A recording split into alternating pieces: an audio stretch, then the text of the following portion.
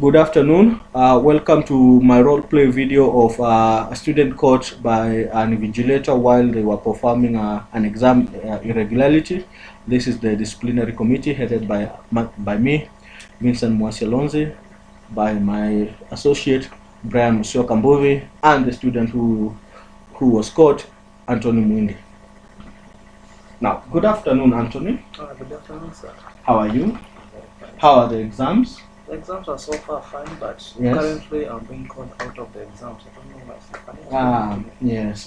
We'll get to that in a minute or so. So, Anthony, tell me about yourself for a minute. What do you want to know about me, sir? I'm 6 foot. My eyes are brown. Yes. I'm brown in color. Yes. I like wearing casual clothes. Yes. Yes. I live in hostel A. Yeah. I'm doing good. That's wonderful. How did you find your classes so far this semester? They are great. They are great so far. They are spaced well enough for me to do 1-2 activities while I'm coming back to school, as you can see. Yeah, I can see from the record you did miss a few classes though. Yes, but so far the school says as long as there's only 70% of the classes, there's no problem. So yeah, very true. Yes. Okay, then thank you very much. Now, the reason why we've called you here was that we noticed an exam irregularity, and Mr. Mbovi here was able to get you with a few exam items that you were not supposed to have. Case point being your mobile phone. Yes, you had carried your mobile phone in the room, and as per the regulations, we usually include in the rules that you should not have your mobile phone, your laptop, or your tablet in the same exam room with you. So, can you please tell us why did you have your mobile phone with you in class while doing the exam? Sir, can I ask a question? No, you might not, but can you please answer my question first? Okay. So far, I do not know which phone you're speaking about. So far, my phone is this one. As you can see, it is a Nokia one. Yes. As you can ask the school, the classes, the teachers. So far, I know I'm a teacher assistant in Math 213. Yes. As you can ask the teacher, he clearly saw my phone is this one. Whose phone did Mr. Mbuvi find you with? I do not know that phone, sir. Can you show me that phone? I want to see it. Okay, just let me check it. So this is the phone. This is the phone, as you can see.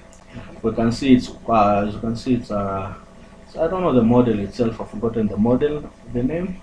It's an XTG. This is the phone.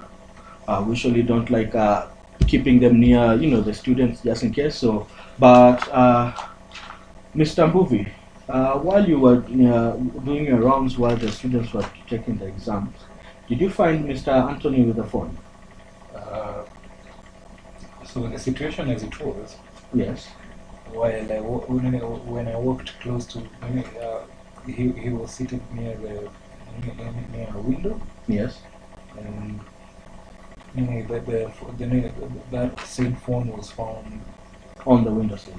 No, it was outside the. And then it had been thrown out from and he was closest to it. So it made sense that he would be the owner of the phone. Now, what do you say to that, Mr. Anthony? Okay, now let me, since this is we are accusing you of something. If he could explain how the phone went by a window that he was seated next to, in perhaps a way that he could not see, I will be happy to hear what. So whose phone was it then, Mr. Anthony? Can you tell us who's the real culprit here? Since you're saying you're innocent, who's the real culprit? Give us a name. How can I know, sir? For example, let me ask. This askari beside you is carrying I don't know which gun is that. Now, that gun is beside you. Can I say that gun is yours? No, you cannot, because it is his. Then, according to Mr. Mbuvi's statement, then the phone is not mine. Since you have said no, because the gun is not yours, and the phone was opposite the window. Not if he said he found me with it, his accusation could be legit according to the laws of Kenya. But here's the thing. We did the rounds around the building before the exam started, before the students started getting into the exam room. we checked the grounds. We did not. There were according to the report by those who did the rounds, there were no phones anywhere near the premises where that particular one was found. And but while the rounds were being done after during the examination, we found it. So it will be difficult to explain how it got there. Now, sir, as you have heard Mr. Muli have said, they did the rounds and it is so. Now, the last time I looked around the building, there is no camera. Can Mr. Muli clearly show that they did their round and found no phone? For example, I can say, sir, I've toured around the school and I've found 50,000 near the gate. Will you believe me? No. So, since there is no camera, who can prove? Okay, then let's do this.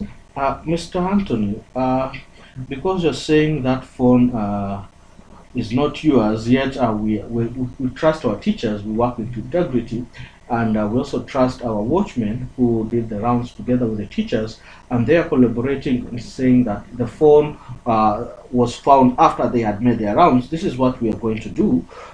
We are going to give you an hour to sit outside while we deliberate on what to do. But what I do expect from you when you come back is to have the name of whoever threw that phone through the window, while either you were seated at that particular place at that moment.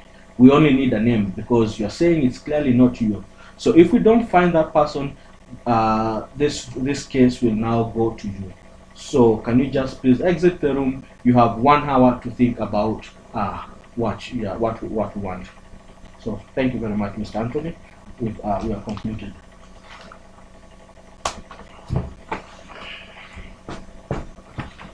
He's a very stupid boy. Not really. It's part of